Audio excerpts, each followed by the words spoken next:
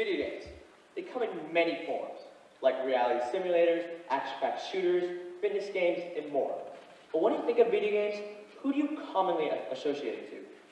Kids, right?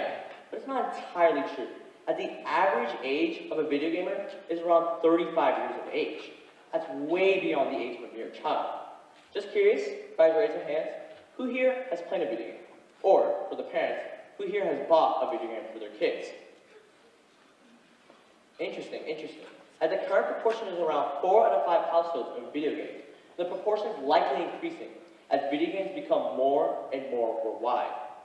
But due to the recent extreme crimes related to video game addiction, there's been a huge debate on whether video games have actually been good or bad for society. Remember guys, there's always two sides to the debate, so whatever assumptions you guys have right now, erase them today, as I'm going to explain to you both sides of the debate, whether video games are actually good or detrimental for today's society. When you lose in a video game, maybe in a game like Mario, or an online shooter like Fortnite, what would you do? I mean, if you were like me, I would be screaming, cussing, just losing my sense of rational thought till I calm down. But why? Why do we get angry on such a game, yet keep wanting more? I mean, it could come with a satisfaction achieved from that game. One thing for sure is our brain has a major role in delivering that satisfaction. Especially when that video game has been taken away. Our sense of satisfaction, entertainment, our brain basically becomes mentally unstable. And during those periods of mental instability, that could lead to many periods of violence, as many mature content featured in games could be reflected onto our violence. Besides, around 90% of games have some sort of mature content in them. Along with the psychological effects, there are many unhealthy physical impacts that video games have been known to induce on the human body.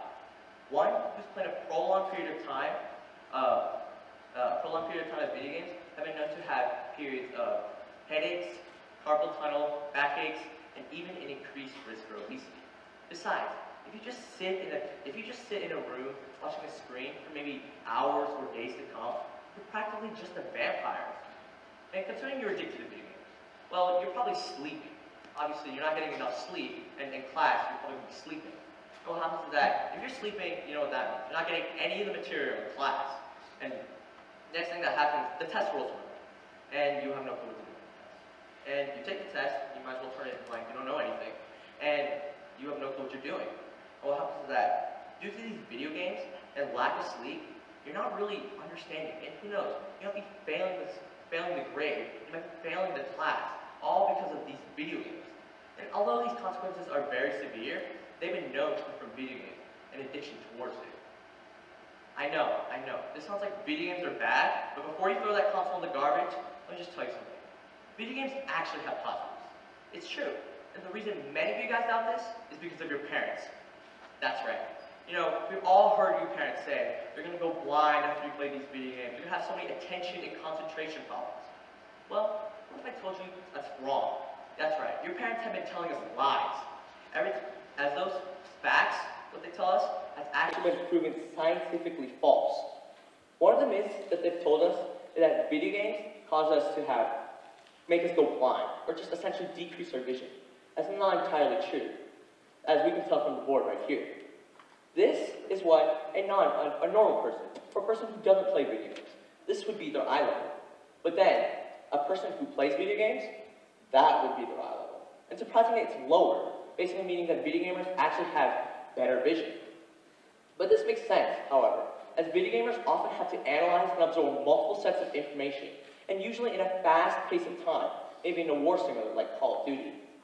Another example is that video gamers have also been known to have a link of increase in gray matter in the brain. And a study was done where about 24 participants who played a game called Mario for around 30 minutes every single day for around two months. And they were compared to a control group who didn't play any video games.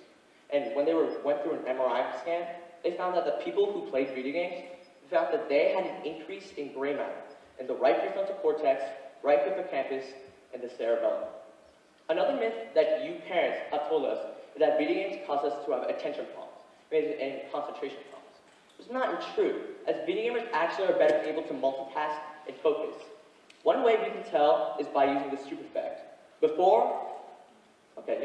This exercise, I want you to read the color of the word. Do not tell me what the word says, but what the color is, okay? You guys ready? Okay, let's go. Go, quickly, go, go. Go, go, go, go. Pink, go, go, go, go. Come on, come on, come on, come on. Go fast, fast, fast, fast. Okay, okay, it sounds like chaos to me.